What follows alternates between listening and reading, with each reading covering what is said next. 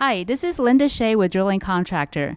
Today I'm in Rio de Janeiro at the headquarters of IBP, which is the Brazilian Institute for Oil, Gas, and Biofuels. And joining me today is Milton Costa, IBP's Secretary General. Milton, thank you for joining us today. Thank you very much. So we know that recently changes were proposed for rules on local content requirements in Brazil. Can you explain the key points of these changes? Yes, that's something that the industry welcomes very much, and we are very happy with these changes that will transform our industry in a more competitive industry. The changes expected are a reduction of the local content requirement in an average of 50%. So it's a huge reduction. We are expecting 50% of reduction in onshore onshore business local requirements, local content requirements.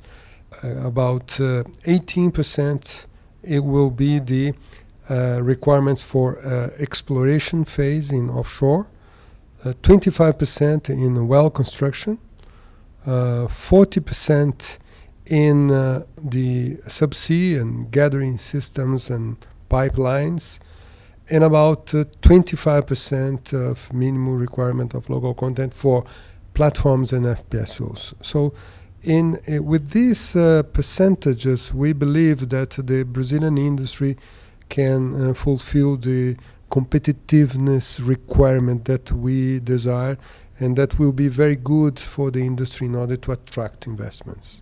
And these changes you talked about are for the four bid rounds scheduled for 2017, correct? Yes, this is mainly for the 14 bid round that are announced by the government to be held on next September. Of course, we need to improve this process. So there are more improvements, especially the approach of the local content process in Brazil. Instead of having fines for those companies that cannot fulfill the requirements, what we are trying to convince the government that the good approach is that the incentive approach. So if the companies can use more local content, they will be benefited with some incentives. So this will convince the companies to invest more in goods and services of the local industry. So that's a couple of improvements that we need to adjust. But we are very happy, and we think that the government is in the right track adjusting the local content. And we know that last year, Brazil made a key policy shift in improving the opening of the presalt to foreign operators. What impact do you expect to see from this change in the coming years? Well, this will be a great impact in Brazil for the coming years, especially for the presalts, the big fields of the presalts.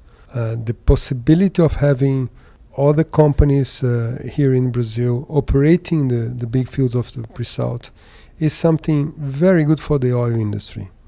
We expect that these companies can bring to Brazil new technologies, new managing systems, the know-how to operate big fields, and it will be good for the local industry in terms of goods and services, and will create more jobs, more taxes, and will speed the development of the presalt. So we believe that it's going to be good for Petrobras, it's going to be good for the industry, for the government, for everybody.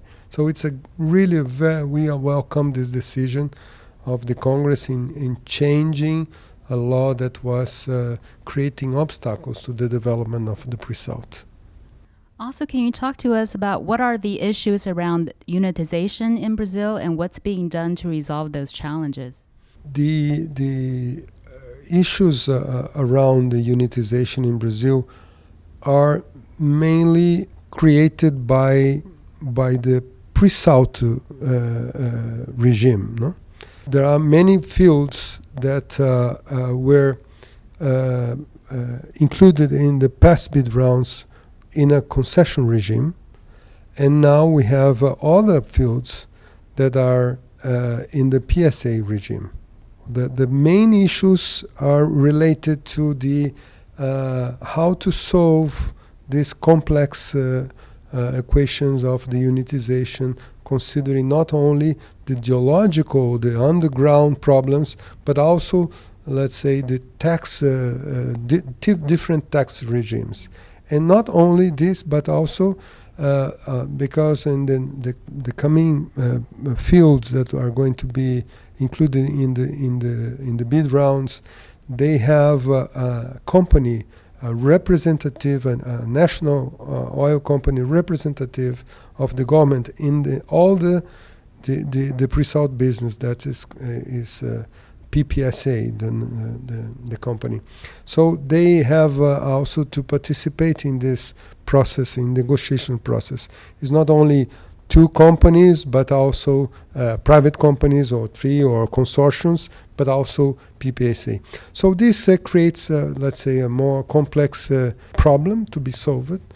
We are now receiving good news from the government that they are now defining the rules for the development of the unitization process, and it will be announced very soon to be used in the coming second pre-salt bid round, expected to be held in September. So that will be the first test. And as soon as we receive the rules, we are going to see how good or how difficult it will be.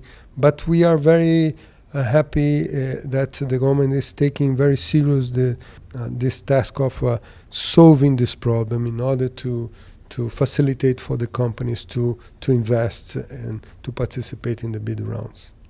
And finally, Milton, can you tell us what IBP is doing to improve the environmental licensing process in Brazil?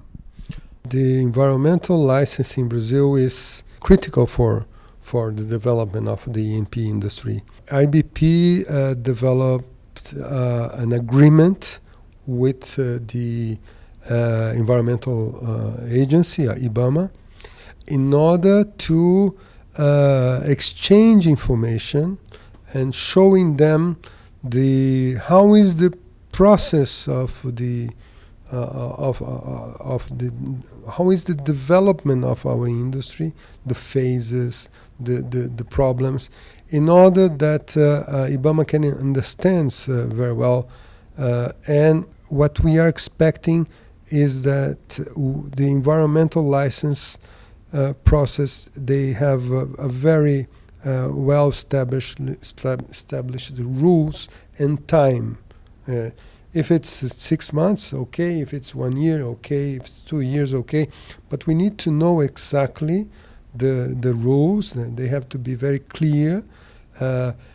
We are trying to bring experiences from other countries, like a benchmark, to show how the other countries are dealing with topics in the environmental license, in order to develop best practices of this, and where we can benefit from this, and also that Brazil, through the environmental agency, can also benefit from these informations and protect the environment. What we need is to plan in advance all the tasks. So it's very important to know exactly the time of this process. No? Well, thank you, Milton, for your insights on all the changes taking place in Brazil. Please, thank you for joining us today.